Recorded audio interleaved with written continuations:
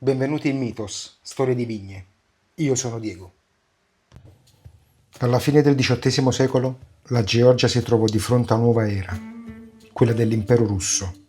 Non fu un passaggio silenzioso, ma una vera scossa che cambiò il volto della viticoltura. I russi guardavano la Georgia non come una terra di cultura millenaria, ma come una miniera da sfruttare.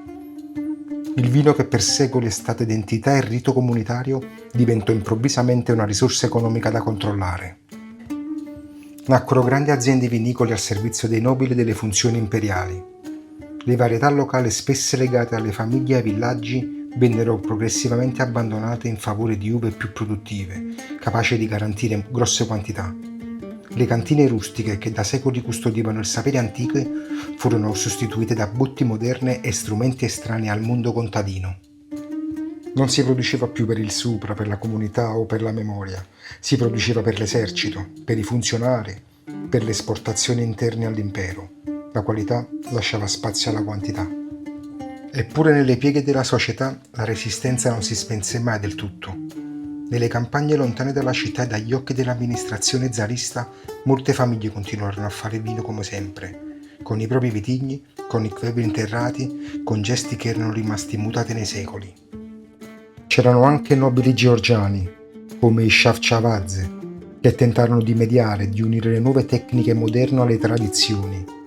Ma il cuore pulsante della viticoltura, il suo legame con la memoria e con l'identità, cominciava a indebolirsi. Era l'inizio di un lento declino. Il vino georgiano, da sempre simbolo di libertà e comunità, stava diventando una merce imperiale, più vicina al potere che al territorio. Il XX secolo portò una nuova conquista, l'Unione Sovietica. Per la Georgia non significò rinascita, ma un'altra trasformazione forzata. Il vino, che da sempre è stato anima e cultura e identità, divenne un semplice ingranaggio della macchina sovietica. Il potere centrale chiedeva numeri, quantità immense, e la Georgia rispose con vigneti sterminati e cantine collettive. Le varietà autoctone furono sacrificate in nome dell'efficienza. I kvebri, simbolo di una tradizione millenaria, vennero relegati nelle campagne più remote, mentre le grandi fabbriche del vino producevano milioni di litri standardizzati, tutti uguali, tutti senza anima. Ogni bottiglia usciva con lo stesso profilo, con lo stesso gusto imposto da Mosca. Il vino non era più espressione di un villaggio, di una famiglia o di un terroir. Era diventato un prodotto di massa, anonimo, controllato e distribuito come un qualsiasi bene industriale. Eppure sotto la cenere covava ancora la brace. Molti contadini, lontani dai centri urbani, continuavano a vinificare come avevano sempre fatto. Con i loro vitigni, i loro kvebri, la tradizione non era scomparsa, si era solo nascosta in attesa del momento giusto per emergere.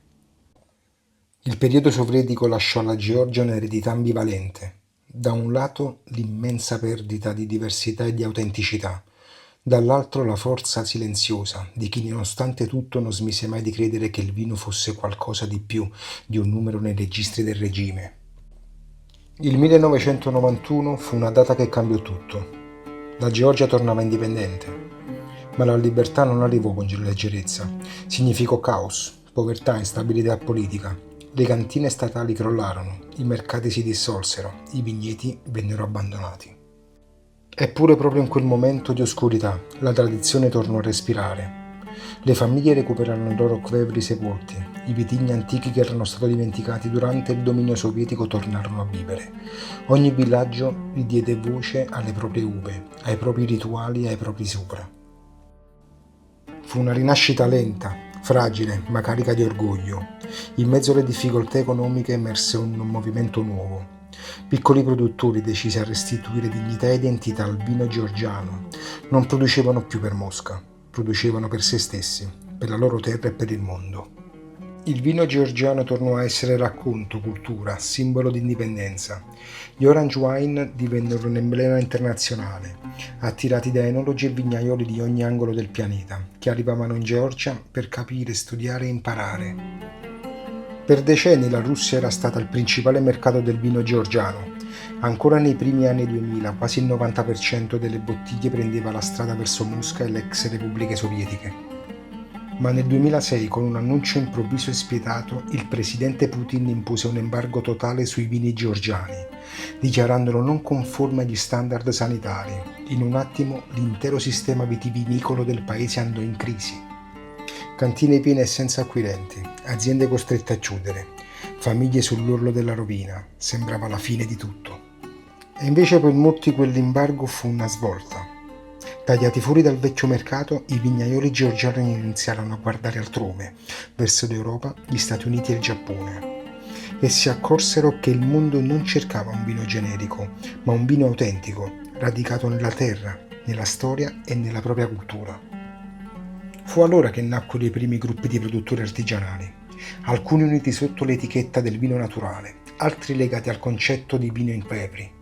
Lo Stato, attraverso l'Agenzia Nazionale del Vino, cominciò a sostenere queste iniziative, a promuovere le denominazioni di origine e a finanziare fiere e incontri internazionali.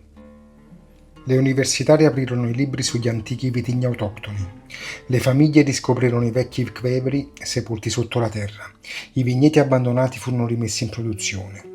Il vino georgiano non si adattò al mercato globale, si presentò per quello che era e fu proprio questa autenticità a renderlo riconoscibile, apprezzato e ricercato.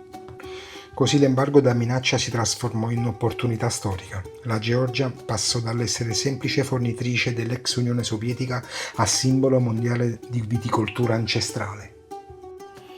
Dopo l'embargo del 2006 il vino georgiano smise di inseguire i mercati esteri e iniziò a guardarsi dentro.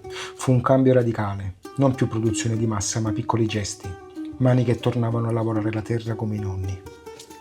Nacquero i primi veri movimenti organizzati di produttori indipendenti. Non avevano grandi capitali né piani industriali, avevano solo memoria, passione e una visione chiara, raccontare il vino con una voce nuova e libera. Molti erano studiosi, altri artigiani, cuochi, semplici contadini. Niente enologi, niente marketing, niente additivi, solo mosto, kvevri e pazienza. Da questa rinascita spontanea presero vita cantine che oggi sono nomi simbolo. Fis and Tears, Yogos Wine, Yakeli Wines, Our Wine e molte altre. All'inizio producevano poche migliaia di bottiglie, ma quelle bottiglie cominciarono a viaggiare, da Tbilisi a Parigi, da New York a Tokyo. Ogni volta che venivano stappate portavano con sé il profumo di un altro tempo. Il mondo del vino naturale europeo scoprì la Georgia come fonte originaria, come radice. Non era più un paese che cercava di inseguire mode globali, era diventato il punto da cui tutto aveva avuto inizio. E invece di piegarsi agli standard internazionali, il vino georgiano impose il proprio linguaggio, viticoltura pulita, nessuna manipolazione e rispetto della terra. Nel 2010 nacque la Natural Wine Association, una rete spontanea di vignaioli, uniti da questa visione. Il Kvevri tornò al centro riconosciuto nel 2013 dall'UNESCO come patrimonio culturale materiale dell'umanità. Il turismo del vino esplose, il festival si moltiplicarono, le microzone di origine divennero il cuore del nuovo racconto. La Georgia non era più soltanto un paese dove si faceva vino, era diventato un modello, un faro per chiunque credesse che il vino dovesse tornare a raccontare la terra e non il mercato. Oggi camminando tra i vigneti della Georgia si sente un'energia diversa. Non è più la terra ferita dalle invasioni, né il paese piegato dalle logiche sovietiche. È una nazione che ha ritrovato la sua voce e la racconta al mondo attraverso il vino. Ogni bottiglia parla di un villaggio, di un vitigno, di una famiglia. Le etichette non gridano modernità artificiale, ma orgoglio e autenticità. Il Kvevri non è più un reperto del passato, è diventato simbolo, emblema di un futuro che affonda le radici nella storia più antica. Il vino georgiano oggi siede sulle tavole di New York e Parigi, di Tokyo e Londra. Non come curiosità esotica, ma come linguaggio universale, capace di raccontare la verità di un territorio. La Georgia è diventata laboratorio e faro, dimostra che la modernità non è dimenticare il passato, ma abbracciarlo e trasformarlo in forza. Così il paese che per secoli ha custodito in silenzio i suoi kvevri sotterrati oggi dimostra al mondo con orgoglio e il mondo finalmente ascolta.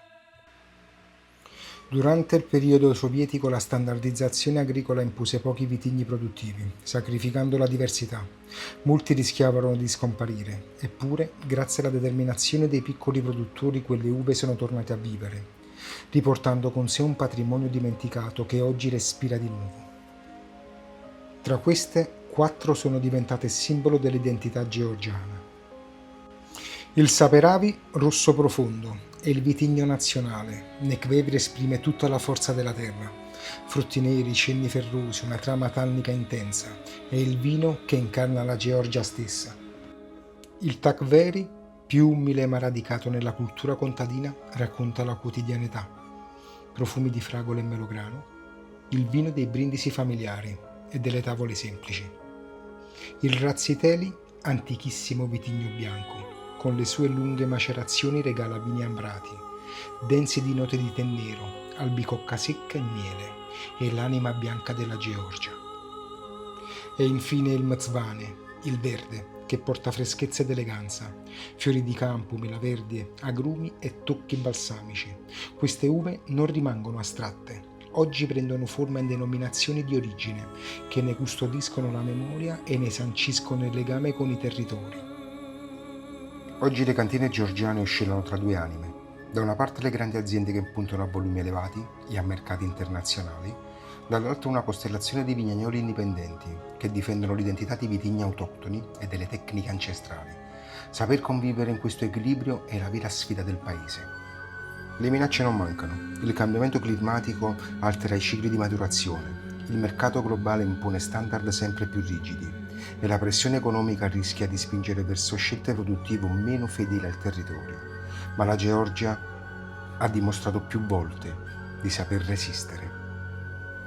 Oggi chi cammina tra le vigne di Kakheti, Imereti e Raka non vede solo la memoria di un passato antico, vede giovani vignaioli che parlano più lingue, che viaggiano, che portano il loro vino a fiere internazionali e che al ritorno aprono nuove anfore e piantano vecchi vigneti recuperati e immaginano un futuro in cui il vino georgiano non sarà solo un tesoro archeologico, ma un protagonista vivo e autorevole nel panorama mondiale.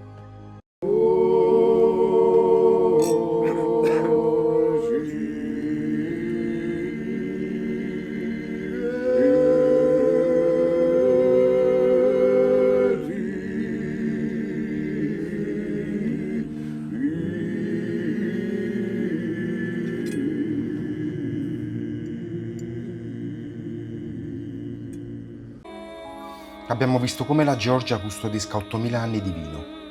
Trakvebri, vitigni antichi e una cultura che resiste al tempo. Ora il viaggio ci porta in Armenia, dove tra montagne e monasteri si nasconde la più antica cantina del mondo. Ciao!